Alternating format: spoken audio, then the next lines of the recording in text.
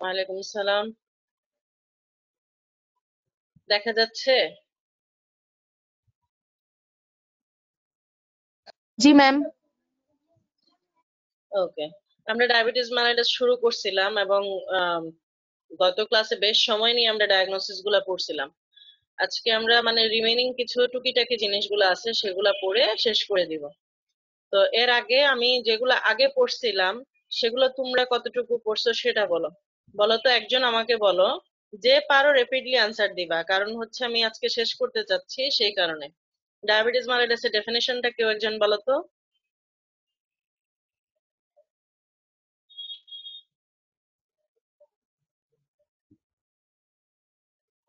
Ma'am এটা হচ্ছে due to beta cell destruction. না, due to beta cell destruction না। এই একটু খেয়াল করো, আর তোমাদেরকে আমি বলি যে একটু খাতা কলম সাথে নিয়ে বসলে ভালো হয়। কারণ অনেক সময় আপলোড হয় না, আবার আপলোড হলেও মানে একটা সরাসরি একটা জিনিস শোনা নোট করা যে এফেক্টটা হয় সেটা পরে রেকর্ডিং থেকে কিভাবে শোনা যায় বা কতটুকু ইন্টারেস্ট পাওয়া যায় আমার কাছে সেটা একটু মানে ক্লিয়ার না। তো ডায়াবেটিস mellitus হচ্ছে it is the clinical condition, অবশ্যই এটা একটা clinical condition characterised by persistent hyperglycaemia due to relative or absolute deficiency of insulin. কথাটা কিন্তু এভাবে বলতে হবে যে it is the clinical condition characterised by persistent hyperglycaemia due to relative or absolute deficiency of insulin. এখন আমরা জানি ইনসুলিনটা আসে কোন সেল থেকে? প্যানক্রিয়াটিক বিটা সেল থেকে। প্যানক্রিয়াটিক বিটা সেল থেকে আসে ইনসুলিন। তো বিটা সেল যদি কোনো কারণে ডিস্ট্রাকশন হয়ে যায়, মানে বিটা সেল যদি নাই হয়ে যায়, তাহলে তার ইনসুলিন আসবে না, একেবারে ইনসুলিন নীল থাকবে বা খুবই লো থাকবে, যেটাকে আমরা বলি ভেরি ভেরি লো।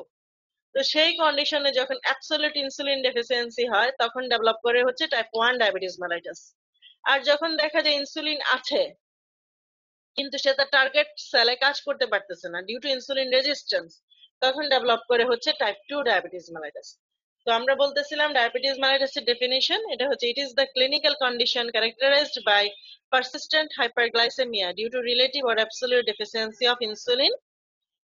টাইপ হচ্ছে চার ধরনের টাইপের মধ্যে কি কি আছে বলো? টাইপ 1 বা insulin dependent diabetes type one, mellitus। Type type two, তারপর হচ্ছে জেস্টেশনাল ডায়াবেটিস মেলাইটাস স্পেসিফিক। আর diabetes due to specific cause. Cause বলে থেমে থাকবা না, কয়েকটা কজ লিখে দিবা সাথে, ঠিক আছে? এখন আসো আমাদের যে মেজর দুইটা টাইপ, এই যে মেজর টাইপটা, এই মেজর টাইপের আমি কিছু ডিফারেন্স বলতেছি তোমাদেরকে। সেই ডিফারেন্সটা কি? টাইপ 1 এবং টাইপ 2 ডায়াবেটিস mellitus। টাইপ 1 এর আরেকটা নাম হচ্ছে ইনসুলিন ডিপেন্ডেন্ট ডায়াবেটিস mellitus। তোমরা এইভাবে ছোট করে লিখবা না, তোমরা পুরোটাই লিখবা ইনসুলিন ডিপেন্ডেন্ট ডায়াবেটিস mellitus। আর টাইপ 2টা হচ্ছে non insulin dependent diabetes mellitus। Type 1 এ দেখো age of onset below 40 year, আর টাইপ 2 তে মোর দেন 40 ইয়ার। কোনো বইতে এটা 30 ইয়ার দেওয়া আছে, তোমরা 40 ইয়ারও লিখতে পারো। এজ অফ মানে দেখা যায় যে মানে প্রিভ্যালেন্সটা ডায়াবেটিস ডেভেলপ করার যে রেটটা সেটা টাইপ 1 এর ক্ষেত্রে হচ্ছে 40 বছরের নিচে মানে রিলেটিভলি ইয়াং পিপুলে টাইপ 1 ডেভেলপ করে, এবং একটু ওল্ডার এজে মানে অ্যাভাব 40 ইয়ার্স টাইপ 2 ডেভেলপ করে। টাইপ 1 এর কজ হচ্ছে অ্যাবসলিউট ইনসুলিন ডেফিসিয়েন্সি। অ্যাবসলিউট মানে কোনো ধরনের ইনসুলিন নাই। এই যে এখানে দেখো plasma insulin nil or very low, very low, ঠিক আছে? কিন্তু সেই ক্ষেত্রে এখানে দেখো টাইপ 2 কজ হচ্ছে রিলেটিভ ডেফিসিয়েন্সি অফ ইনসুলিন অথবা ইনসুলিন রেজিস্ট্যান্স। ইনসুলিন রেজিস্ট্যান্স, এবং সেই ক্ষেত্রে প্লাজমা ইনসুলিনের লেভেল দেখো নর্মাল অর হাই। নর্মালও থাকতে পারে, হাইও থাকতে পারে, আমার ইনসুলিনে কোনো সমস্যা নাই। ইনসুলিনটা পরে ডায়াবেটিস ডেভেলপ করার পরে আস্তে আস্তে বিভিন্ন কারণে আমার বিটা সেল ডিস্ট্রাকশন হবে আস্তে আস্তে, কিন্তু আমার ইনসুলিন একেবারে নীল না, এটাতে আছে কিন্তু সে তার টার্গেট গ্ল্যান্ডে কাজ করতে পারে না, যে জন্য এটাকে আমরা বলি ইনসুলিন রেজিস্ট্যান্স। তারপরে প্যাথোলজি কি? প্যাথোলজি হচ্ছে বিটা সেল ডিস্ট্রাকশন, এটাকে আমরা বলি autoimmune destruction of pancreatic beta cell. আর টাইপ 2 তে হচ্ছে beta cell dysfunction, beta cell dysfunction. তারপরে দেখো টাইপ 1 এর পেশেন্ট গুলা ইউজুয়ালি লিন এবং থিন হয়, বা টাইপ 2 পেশেন্ট গুলা অবেজ হয় এবং কিটোসিস। আমরা জানি ডায়াবেটিস এর একটা কমপ্লিকেশন হচ্ছে ডায়াবেটিক কিটোএসিডোসিস, নাকি? ডায়াবেটিক কিটোএসিডোসিস মেইনলি ডেভেলপ করে হচ্ছে টাইপ 1 ডায়াবেটিস মেলাইটাসে, দেন টাইপ 2 ডায়াবেটিস মেলাইটাস। ফ্রিকোয়েন্সি বেশি হচ্ছে টাইপ 1 ডায়াবেটিসের, কিটোসিস ডেভেলপ করার ফ্রিকোয়েন্সি বেশি। তাইলে এই যে ইম্পর্টেন্সটা, এই যে ডিফারেন্সটা, এই ডিফারেন্সটা পরীক্ষাতে আসে। কারণ এটা যদি তুমি লিখতে পারো ঠিকঠাক মতো, বোঝা যায় যে তুমি অনেক জিনিসই এখান থেকে বুঝতে পারছো। এই জন্য এই ডিফারেন্সটা কিন্তু খুবই ইম্পর্টেন্ট রিটেনের জন্য। রিপিট করার কি প্রয়োজন আছে?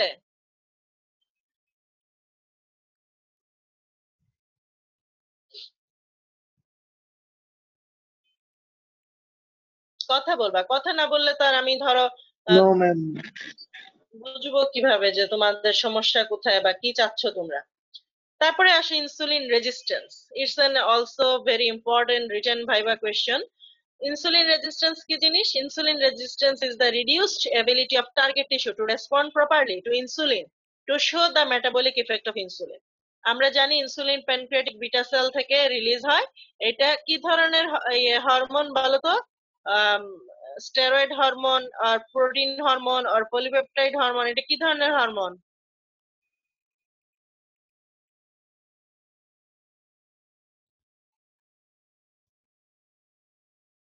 বলো, তোমরা তো ফিজিওলজিতে নিশ্চয়ই ইনসুলিন পড়ছো। ইনসুলিন কি ধরনের হরমোন? ইনসুলিনে কয়টা অ্যামাইনো অ্যাসিড থাকে? ম্যাম 51টা। 51টা। তাইলে প্রোটিন হওয়ার জন্য কয়টা থাকে? অ্যামাইনো অ্যাসিড কয়টা প্রয়োজন? প্রোটিন হওয়ার জন্য কয়টা? ম্যাম মোর দেন 30। মোর দেন 100। এই জিনিসগুলো একটু রিভিউ করবা। আজকে তোমরা এটা পড়তে বসবা, পড়ার আগে তোমরা প্রোটিনের চ্যাপ্টারে যাবা। প্রোটিনের চ্যাপ্টারে গিয়ে ওই যে অ্যামাইনো অ্যাসিডের যে অংশটুকু আছে, যে 2টা হলে ডাইপেপটাইড, 3টা হলে ট্রাইপেপটাইড, 10টার নিচে থাকলে অলিগোপেপটাইড, হ্যাঁ, 11টা থেকে 99টা পর্যন্ত হচ্ছে গিয়ে আমাদের, বা 100টা পর্যন্ত হচ্ছে পলিপেপটাইড, এন্ড মোর দেন 100 হচ্ছে অ্যামাইনো অ্যাসিড। এই জিনিসগুলো আজকে একবার দেখে নিবা, তাইলে দেখবা কখনোই ভুলবা না জিনিসগুলা। ঠিক আছে? তাহলে ইনসুলিন হচ্ছে একটা পলিপেপটাইড, হ্যাঁ, হরমোন। ইনসুলিন আসে হচ্ছে বিটা সেল থেকে, এর মধ্যে 51টা অ্যামাইনো অ্যাসিড থাকে। এটার 2টা চেইন, এ চেইন এবং বি চেইন। হ্যাঁ, এ চেইনে থাকে বোধহয় 21টা আর বি চেইনে থাকে 30টা অ্যামাইনো অ্যাসিড। তোমরা একটু কষ্ট করে ফিজিওলজি থেকে ইনসুলিনের এই যে মেটাবলিক মানে ফাংশন গুলা বা কিভাবে সিক্রেশন হয়, হ্যাঁ, মোড অফ অ্যাকশন, এই জিনিসগুলা একটু দেখে নিবা, যেন তোমাদের আহ কখনো কেউ জিজ্ঞেস করলে যেন কোনো মানে পারো না সেটা যেন না হয়। ফিজিওলজি থেকে এই অংশগুলো, যেহেতু এটা ইনসুলিন রিলেটেড, সো ইনসুলিন সম্বন্ধে একটু ডিটেইলস আইডিয়া রাখবা। তো ইনসুলিন রেজিস্ট্যান্স আমরা আগেও যেটা বাংলায় বলছি যে ইনসুলিন আছে কিন্তু সে তার টার্গেট সেলের মধ্যে কাজ করতে পারে না। Reduced ability of target tissue to respond properly to insulin to show the metabolic effect of insulin. কজের মধ্যে হচ্ছে কি type 2 diabetes mellitus, type 2 diabetes mellitus, তারপরে হচ্ছে ওবেসিটি, তারপরে হচ্ছে gestational diabetes mellitus, polycystic ovarian syndrome, ওভারির মধ্যে অনেক সিস্ট থাকে যার কারণে দেখা যায় অনেক সময় ফিমেলদের মানে ইনফার্টিলিটি ডেভেলপ করে। এই পলিসিস্টিক ওভারিয়ান সিনড্রোম এটা একটা কজ, ওভারওয়েট একটা কজ, অ্যাক্রোমেগালি একটা কজ, কুশিং সিনড্রোম একটা কজ। তাহলে ইনসুলিন রেজিস্ট্যান্সের অনেকগুলা কজ আছে। আমরা মেইনলি জানি টাইপ 2 ডায়াবেটিস মেলাইটাস, এছাড়াও দেখো obesity, overweight, gestational diabetes mellitus, polycystic ovarian syndrome, acromegaly, Cushing syndrome, এই সবগুলো হচ্ছে ইনসুলিন রেজিস্ট্যান্সের কজ। এটা তোমাদেরকে জানতে হবে। তুমি বুঝবা কিভাবে যে তার পেশেন্টের ইনসুলিন রেজিস্ট্যান্স? তুমি যখন তার একদিকে তুমি টেস্ট করে দেখবা পেশেন্টের ডায়াবেটিস, হ্যাঁ, তার ফাস্টিং ব্লাড স্যাম্পল 7 বা 7-এর বেশি, 2 আওয়ার আফটার ওজিডিটি তার 11.1 বা তারও বেশি, তাহলে পেশেন্ট ডায়াবেটিক, এটা একটা জিনিস। আর বা তার দেখা গেল প্রি ডায়াবেটিক কন্ডিশনে সে আছে, হ্যাঁ, যে নর্মাল না আবার ডায়াবেটিসও না, এমন মাঝামাঝি একটা ব্লাড লেভেল সে নিছে গ্লুকোজের, কিন্তু তার প্লাজমা ইনসুলিন লেভেল দেখা যাবে হাই। তার মানে কি প্লাজমা ইনসুলিন আমার থাকার পরেও ডায়াবেটিস ডেভেলপ করছে, তার মানে কি আমার ইনসুলিন রেজিস্ট্যান্স। কথাটা কি বুঝতে পারছো? জি ম্যাম।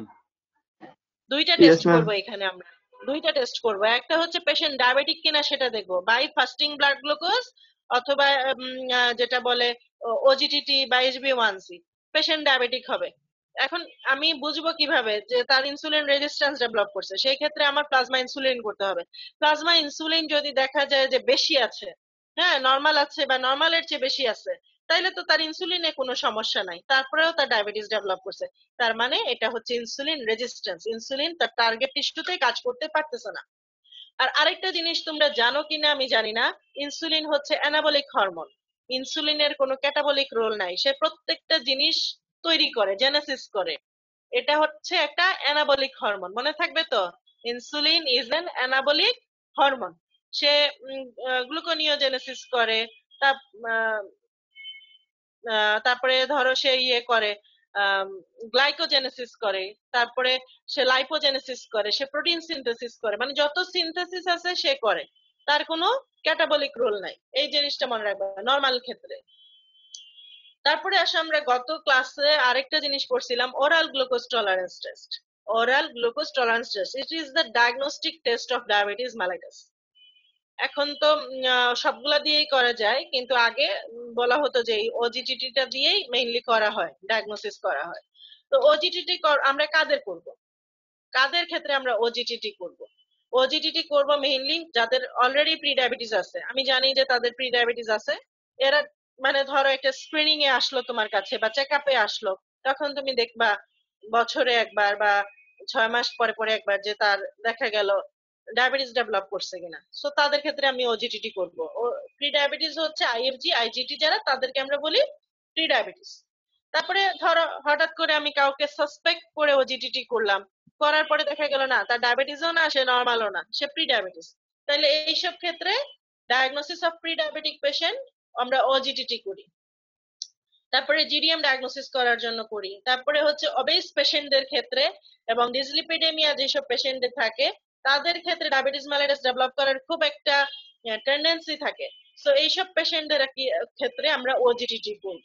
তাইলে যাদের প্রি ডায়াবেটিস অলরেডি আছে অথবা সুস্থ ব্যক্তির ক্ষেত্রে সে প্রি ডায়াবেটিক কিনা অথবা ডায়াবেটিক কিনা সেটা দেখার জন্য, জিডিএম ডায়াগনোসিস করার জন্য এবং অবেজ এবং ডিসলিপিডেমিয়ার পেশেন্টদেরকে আমরা ওজিটিটি করি, মেইনলি করি এদের ক্ষেত্রে। এখন দেখো ইন্টারপ্রিটেশন অফ ওজিটিটি। ওজিটিটির তার আগে আমরা প্রসিডিউরটা পড়বো। প্রসিডিউরটা কোথায়? এই যে প্রিপারেশনটা কি জিনিস? একটা পেশেন্টকে আমি ওজিটিটি করার আগে তাকে আমি কিছু মানে অ্যাডভাইস দিতে হবে তাকে। সেই অ্যাডভাইস গুলা হচ্ছে যে আপনি 3 দিন আনরেস্ট্রিক্টেড কার্বোহাইড্রেট ডায়েট খাবেন, মানে আপনি ডায়েটিং করবেন না। তারপরে হচ্ছে এমন কোনো ওষুধ খাবেন না যেটা খাইলে আপনার ব্লাড গ্লুকোজ লেভেল মানে ফল করবে অথবা বেড়ে যাবে। পেশেন্ট তো আর এগুলা বুঝবে না, তুমি বুঝাই দিবা যে আপনি কি কি ওষুধ খান। তুমি দেখবা যে সেখানে এমন কোনো ওষুধ আছে কিনা যেই ওষুধটা খেলে তার ডায়াবেটিসের মানে ব্লাড গ্লুকোজ লেভেল এফেক্ট করতে পারে। যেমন ধরো স্টেরয়েড বা যেসব ফিমেলরা অরাল কন্ট্রাসেপটিভ পিল খায় তাদের ক্ষেত্রে কি হবে, এই যে মানে ব্লাড গ্লুকোজ লেভেল বেড়ে যাওয়ার একটা সম্ভাবনা থাকে। অথবা দেখবা কোনো কোনো ফার্মেসিওয়ালা হয়তো বা তার ডায়াবেটিস পেয়ে তাকে মেটফরমিন দিয়ে দিছে, মানে ডায়াবেটিসের ওষুধ দিয়ে দিছে, সে ওটা খেয়ে আসতেছে, তাহলে তো তুমি তাকে ডায়াগনোসিস করতে পারবে না।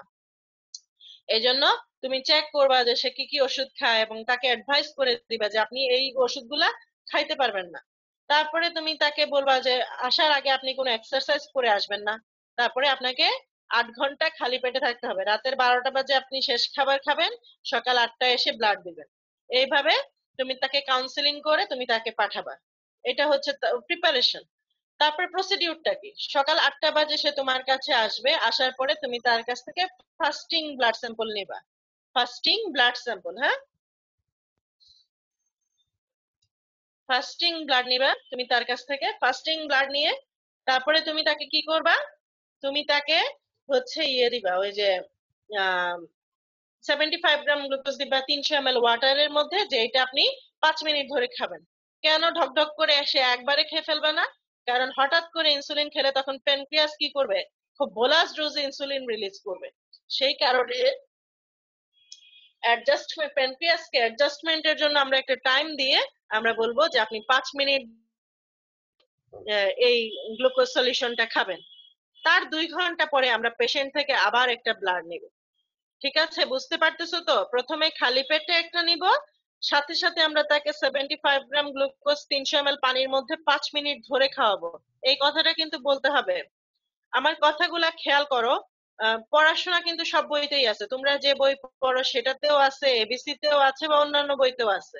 কিন্তু আমি যে কথাগুলা তোমাদেরকে বলি যে এটা পরীক্ষাতে ধরে বলতে হবে, এই জিনিসগুলা কিন্তু মানে নোট করে রাখবা বা আন্ডারলাইন করে রাখবা বা যেটাই হোক, এবং পরীক্ষার আগের দিন ওই পাতাগুলা দেখবা।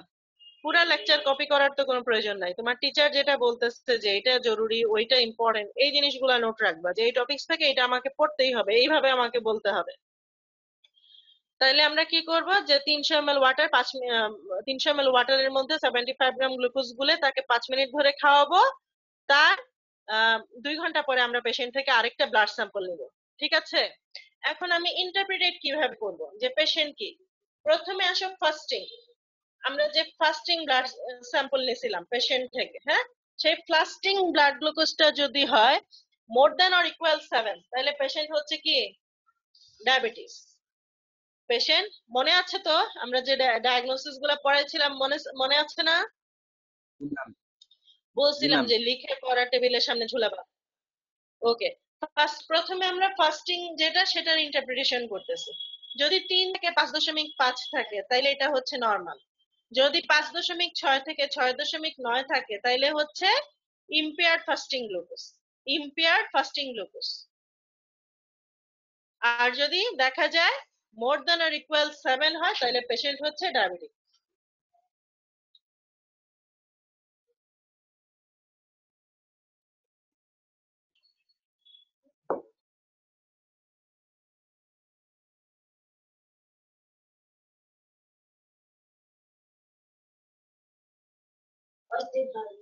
তাহলে ফাস্টিং ব্লাড গ্লুকোজ হচ্ছে যদি 3 থেকে 5.5 পর্যন্ত থাকে নরমাল, যদি 5.6 থেকে 9 থাকে তাহলে পেশেন্টের হচ্ছে প্রি ডায়াবেটিস বা যেটাকে আমরা বলি ইম্পেয়ার্ড ফাস্টিং গ্লুকোজ। আর যদি হয় মোর দ্যান অর ইকুয়াল 7 তাহলে পেশেন্ট হচ্ছে এখন ওজিটিটির ইন্টারপ্রিটেশন, ওই যেটা আমরা 2 ঘন্টা পরে যে ব্লাড স্যাম্পল নিচ্ছিলাম সেটা দেখো, যদি বিলো 7.8 হয় তাহলে নরমাল, যদি 7.8 থেকে 11 হয় তাহলে পেশেন্টের হচ্ছে প্রি ডায়াবেটিস, যেটাকে আমরা বলি আইজিটি বা ইম্পেয়ার্ড গ্লুকোজ টলারেন্স। আর যদি মোর দ্যান অর ইকুয়াল 11.1 হয় তাহলে পেশেন্ট হচ্ছে ডায়াবেটিস। কোনো কনফিউশন আছে? No ma'am. হ্যাঁ, ওকে। তারপরে আসো, এটা গেল হচ্ছে আমাদের ওজিটিটি, এটা কিন্তু খুবই জরুরি। তারপরে আমরা যেটা জিডিএম পড়তেছিলাম, জিডিএম এর ক্ষেত্রে কি হচ্ছে, আমরা জেস্টেশনাল ডায়াবেটিস মালাইটাসের যে ডেফিনেশন বলছিলাম সেটা হচ্ছে কি যে diabetes developed in a pregnant women first time who had no diabetes mellitus before pregnancy. এই কথাটা বলে তোমাকে অবশ্যই ডায়াগনোসিস করতে হবে। যদি এটা না বলো যে who had no diabetes mellitus before pregnancy তাহলে তোমার ডেফিনেশন কমপ্লিট হবে না। এখন আসে এই যে জেস্টেশনাল ডায়াবেটিস মালাইটাস, এটা আমরা স্ক্রিনিং করব কখন? আমরা বলছিলাম যে 24 to 28 উইক অফ জেস্টেশন, এটা পরীক্ষাতে ধরবে, কোনো মার্সি নাই। 24 to 28 উইক অফ জেস্টেশন এটা ধরবে, এটা তোমাকে জানতে হবে। তারপরে আসো জিডিএম হওয়ার কারণ কি। অনেক কারণ আছে, কারণ ধরো টাইপ 2 ডায়াবেটিস বা জিডিএম এগুলো আসলে যাদের ডেভেলপ করে এদের একটা জেনেটিক মানে ব্যাকগ্রাউন্ড থাকে, হয়তো বাবার ছিল, মার ছিল, ফুফুর ছিল, দাদার ছিল, এরকম। তারপরে অনেক কারণের মধ্যে যেটা বলা হয় যে শুধু প্রেগন্যান্সিতেই ডেভেলপ করার কারণটা হচ্ছে প্রেগন্যান্সিকে সাপোর্ট করে দুইটা হরমোন। মেইন হরমোনটা হচ্ছে প্রজেস্টেরন, আর আরেকটা আছে সেটা হচ্ছে হিউম্যান প্লাসেন্টাল ল্যাক্টোজেন। এই দুইটা হরমোনের মানে বেশি থাকার কারণে due to excess of progesterone and human placental lactogen কি হয়, জিডিএম ডেভেলপ করে। ঠিক আছে, এখন জিডিএম ডেভেলপ করলো, একটা প্রেগনেন্ট মহিলার জিডিএম আছে, তার কমপ্লিকেশন কি কি হতে পারে? কমপ্লিকেশন দুইজনের হতে পারে, বাচ্চারও হতে পারে আবার মারও হতে পারে। জিডিএম যাদের থাকে দেখা যায় বাচ্চাগুলো প্রিম্যাচিউর বার্থ হয়ে যায়। আমরা বলি যে একটা টার্ম ডেলিভারি হয় মেইনলি 37 থেকে 40 উইক পর্যন্ত। তাইলে দেখা যায় যে একটা টার্ম ডেলিভারি, আমাদের প্রেগনেন্সি যেটা আমরা বলি না যে এটা হচ্ছে 9 মাস 7 দিন, হ্যাঁ, তো টার্ম ডেলিভারির একটা টাইম দেওয়া থাকে যে 37 to 40 উইকস, বা যেটাকে তোমরা বলো মানে প্রপার টাইম যেটা তো সেই সব ক্ষেত্রে যদি 37 উইকস এর আগে যদি ডেলিভারি হয়ে যায় সেটাকে আমরা বলি প্রিম্যাচিউর বার্থ। তো এটার একটা টেন্ডেন্সি বেড়ে যায়। তারপরে দেখা যায় যে মায়ের জিডিএম থাকলে বাচ্চাগুলা একটু বেশি ওয়েট হয়। হ্যাঁ, সেই ক্ষেত্রে দেখা যায় যে বাচ্চারও যদি নর্মাল ডেলিভারি করাইতে চাও বাচ্চাও ইনজুরি হতে পারে, আবার মায়েরও দেখা যায় জেনিটালিয়াতে মা বা ইনজুরি হতে পারে। তারপরে এই বাচ্চা হোক আর মা হোক দুইজনেরই টাইপ 2 ডায়াবেটিস মেলিটাস ডেভেলপ করার একটা টেন্ডেন্সি থাকে। তারপরে যদি দেখা যায় কোনো কারণে এই মার জিডিএম থাকে, বাচ্চার দেখা যায় হঠাৎ করে হয়তো বা ব্লাড সুগার লেভেল কমে যেতে পারে, তার জন্ডিস ডেভেলপ করতে পারে। প্রিম্যাচিউরিটির জন্য এই এই এগুলা হবে যে জন্ডিস ডেভেলপ করবে। আবার দেখা যায় অত বাচ্চা মানে অনেক সময় বাচ্চা ডেলিভারি করাইতে গিয়ে ডেলিভারির সময় বাচ্চা মারা যায়, যেটা হচ্ছে স্টিল বার্থ। আবার যদি বেশি বড় বাচ্চা হয়, তাকে নর্মাল ডেলিভারি করানো সম্ভব হয় না, তখন তাকে সিজারিয়ান সেকশন, মাকে কি করতে হয়, সিজারিয়ান সেকশন করতে হয় আননেসেসারিলি। হ্যাঁ, একটা তো আছে ইন্ডিকেশন ছাড়া, মানে ইন্ডিকেশন সহ, আর আরেকটা হচ্ছে গিয়ে যে দেখা গেল জিডিএম ডেভেলপ করছে, বাচ্চা অনেক বড়, সেজন্য তাকে সিজারিয়ান সেকশন করতে হচ্ছে। তাইলে এই হচ্ছে আমাদের জিডিএম এর কমপ্লিকেশন। ডায়াগনোসিস তো গত ক্লাসে পড়াইছিলাম, আজকে কি দেখানোর দরকার আছে? ম্যাম, ম্যাম একটা কোশ্চেন ছিল। বলো।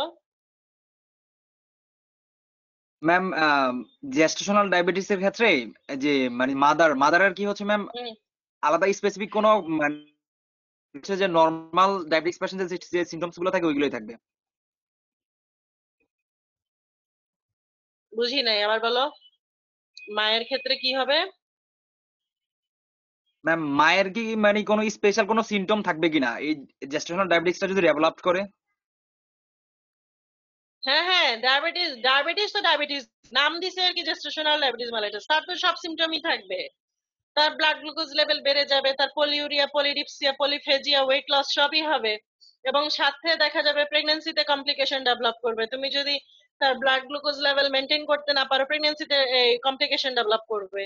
এবং জিডিএম এ আরো ডেঞ্জারাস যে জিনিসটা হচ্ছে, তুমি তাকে ওরাল কোনো ড্রাগ দিতে পারবে না প্রেগন্যান্সিতে। এটা তো তোমরা জানো যে প্রেগন্যান্সিতে সব ড্রাগ কন্ট্রাইন্ডিকেটেড, খুব সিলেক্টিভ দুই একটা জিনিস ছাড়া সবকিছু ইন্ডিকেটেড।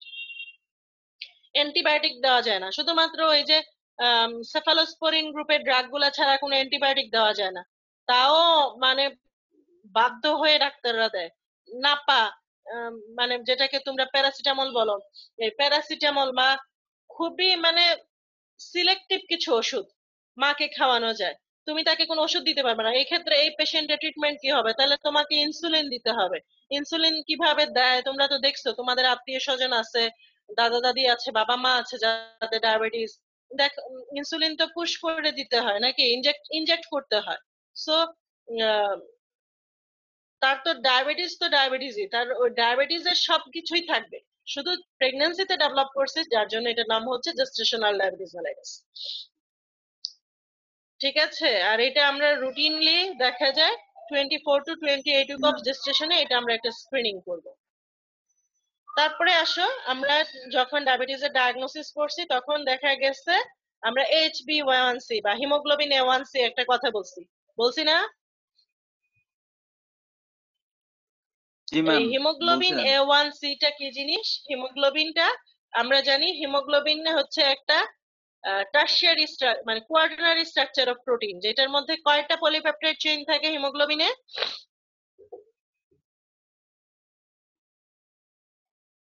দুই- 4টা। 4টা চেইন থাকে, তাইলে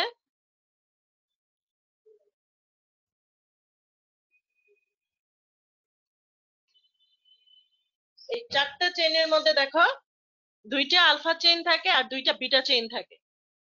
2টা আলফা বিটা চেইন, তাহলে হিমোগ্লোবিন A1c টা দেখো non enzymatic condensation of glucose. এখানে গ্লুকোজের কন্ডেনসেশন হবে কার সাথে?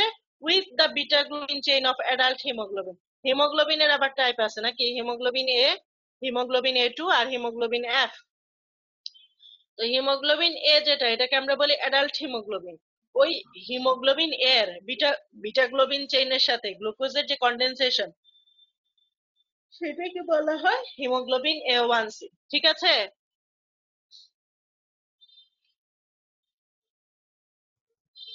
আমরা দেখছি যে haemoglobin A1C haemoglobin A1C normal value হচ্ছে 4 to 5.6%।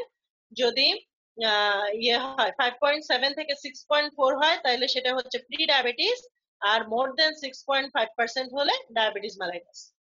আর এটার 1% rise correspond to an increase of blood glucose concentration by 2 millimole per liter।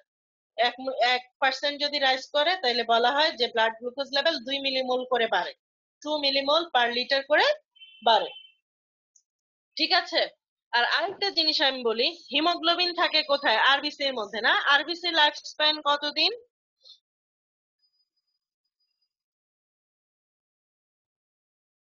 120 days। 120 দিন। Ma'am 120 day. 120 ma'am 120 120 days days। বা ধরো অন এভারেজ মানে ধরো 3 থেকে 4 মাস। তাহলে এই যে আমরা যদি হিমোগ্লোবিন A1C করি, হিমোগ্লোবিন A1C করলে একটা পেশেন্টের 4 মাসের গ্লাইসেমিক কন্ট্রোল তুমি বুঝতে পারবা। যদি তার ভ্যালু থাকে 4 থেকে 5.6, তো তুমি ধরতে পারো যে সে গত 4 মাস ধরে তার ব্লাড গ্লুকোজ লেভেল মোটামুটি কন্ট্রোলে ছিল, সে নর্মাল। আবার যদি দেখো যে কখনো 5.7 থেকে 6.4 আছে, তাহলে সে তো নর্মাল না, সে হচ্ছে প্রি ডায়াবেটিকের পেশেন্ট, তার আইজিটি আছে অথবা আইএফজি আছে। আবার দেখা গেল যদি 6 point more than or equal হবে, এখানে মোর দেন অর ইকুয়াল 6.5% হয় তাহলে পেশেন্ট হচ্ছে ডায়াবেটিক। ঠিক আছে। তাইলে আগে এটা দিয়ে আমরা প্রগনোসিস টেস্ট করতাম, কিন্তু এখন দেখা গেছে এটা দিয়ে মানে প্রগনোসিস বলতে কি মানে দেখা হতো যে গত 3 মাস তার ব্লাড গ্লুকোজ লেভেল কেমন কন্ট্রোলে ছিল সেটা দেখা হতো। আর এখন এটা দিয়ে আমরা ডায়াগনোসিসও করতে পারি। ডায়াগনোসিসে এই ভ্যালুগুলো আমরা ইউজ করি যে 4 থেকে 5.6 হলে নর্মাল, 5.7 থেকে 6.4 হলে তার প্রি ডায়াবেটিস, আর মোর দেন 6.5 হলে সে ডায়াবেটিস। ঠিক আছে। গত ক্লাসে আমরা প্রি ডায়াবেটিস পড়ছিলাম। আচ্ছা, আমাদের টাইম প্রায় শেষ হয়ে আসছে, 10:55 বাজে। আবার গেছে যে আমার আজকে শেষ করতে পারবো না, আমার কালকের ক্লাসও লাগবে। সো আজকে আর আমি মানে শেষ না করি, এতটুকু যা পড়াইলাম তোমরা দয়া করে একটু এবিসি বই খুঁটে জিনিসগুলো একটু পড়বা। এবিসি বইতে সুন্দরভাবে সবকিছুই দেওয়া আছে, একটু পড়বা। আর নেক্সট ক্লাসে আমরা আমাদের বাকি যে টুকিটাকি জিনিসগুলো আছে সেই জিনিসগুলো শেষ করবো বা করে অন্য একটা টপিকসে যাবো। ঠিক আছে, তাইলে সবাই ভালো থাকো। আসসালামু আলাইকুম ম্যাম।